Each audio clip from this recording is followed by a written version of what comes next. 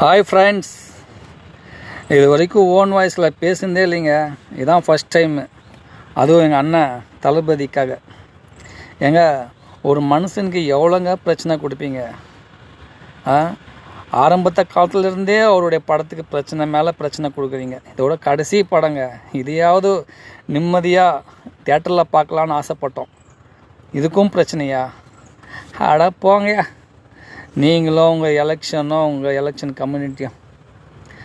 ஆனால் ஒன்று, இப்போ வர எலெக்ஷனில் மறுபடியும் நீங்களே வந்து சிம்மாசனத்தில் உட்காருவீங்கன்னு கனவுல கூட நினச்சி பார்க்காதீங்க. அது முடியவே முடியாது. எல்லா மக்களும் தெளிவாக தான் இருக்காங்க, சரிங்களா?